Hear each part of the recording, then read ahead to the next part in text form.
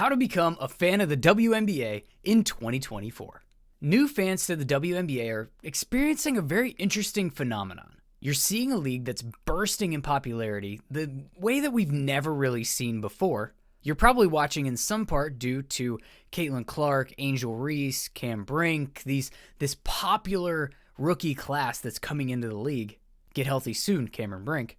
And you're probably dealing with some level of elitism if you try to engage in WNBA conversation from people who have been fans of the W for a long time and aren't really a fan of all these new people coming in and talking about their sport.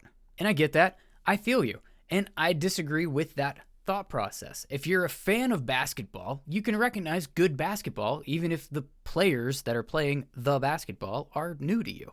But you do have a lot to learn about the WNBA.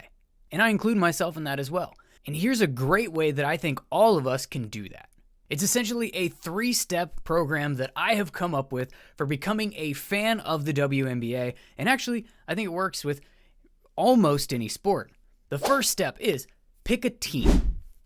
Every sports fan needs a team. And this could be as simple as what team is closest to you, so that as your fandom grows, you can actually go watch them play. Step 2, pick a player. Maybe they played at your alma mater or the college team that you root for, or maybe it's just who you've seen in passing that is just most fun to you to watch play basketball. And step 3, pick a frontrunner, a team toward the top of the standings to pay more attention to than the others. You don't have to buy the t-shirt. You're not claiming them as your own. Just keeping closer tabs on that contending team. And of course, there's some interchangeability that you can get in the right constructs of this, right? I'm not telling you how to be a fan. If your favorite player is on your favorite team and they're at the top of the standings, go nuts. Buy the t-shirt, the hat, the tickets, paint your face, make signs. Do you? But if your goal is to be able to learn more about the women's game and have a rooting interest along the way, this is a great way to maximize your experience. You get a team to latch onto and cheer for in the standings. This is your emotional tie to the sport. You then get a player to watch and follow from a statistical standpoint. This expands your viewing and likely means that you're paying a little bit closer attention to the league leaders in the statistical categories because you're trying to see how that... Got my finger caught in my own microphone. You're trying to see how that player aligns with the best.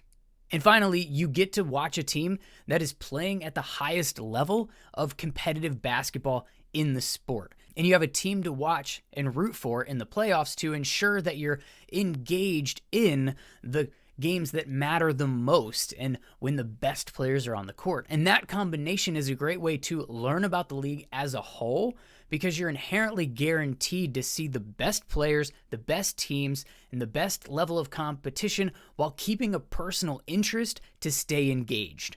For example, my relationship with women's basketball has been pretty casual over the years and mostly recent. I've been a little bit more attentive to college because I'm a Buckeye fan and I can root for the Buckeyes in every sport.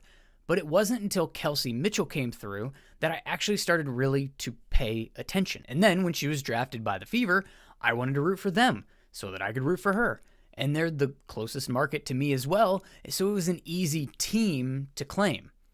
But they were also so bad, there wasn't much to watch. And aside from looking at the bottom of the standings, there wasn't a ton to follow.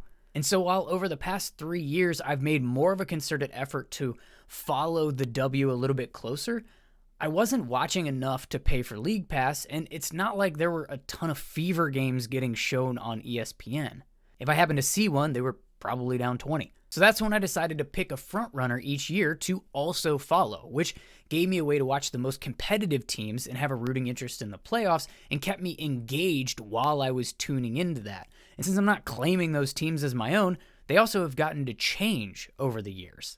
A couple years ago, I was watching a lot of the Sky. Then I started watching more Vegas for Kelsey Plum and A'ja Wilson. This year, I've really enjoyed watching the Liberty. I think the Sabrina and Stewie combination is probably the most fun thing about the WNBA to me. And of course, when the Fever got the number 1 pick, I knew I was going to be able to watch them play a lot more actively because of the Caitlin Clark effect. And yes, I've definitely enjoyed it. I find her style of basketball to be incredibly entertaining, and she's fun to talk about. But she's on my team. They're certainly not a front runner. And I really like Sabrina Ionescu, and she's on the front runner I've been watching. So you might ask, well then, who's your player?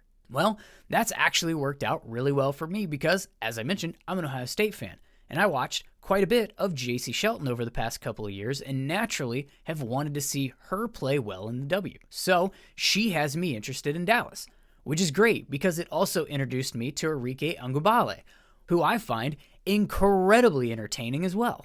So now I have a well-rounded personal interest in several teams. I have a reason to watch multiple different types of matchups and get a good view of the league as a whole this way. After all, there's only 12 teams, so having 3 you're paying attention to for various reasons gives you personal interest in about 25% of the league, and you're kind of guaranteed to at least watch everyone else play along the way. Am I a plugged-in W insider? No, of course not. Am I watching every game that every team plays?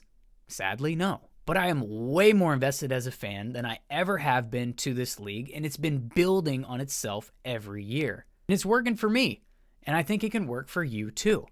So if being a fan of the WNBA is on your sports fan to-do list, give this approach a try and see if you don't find yourself more hooked than you ever thought that you could be.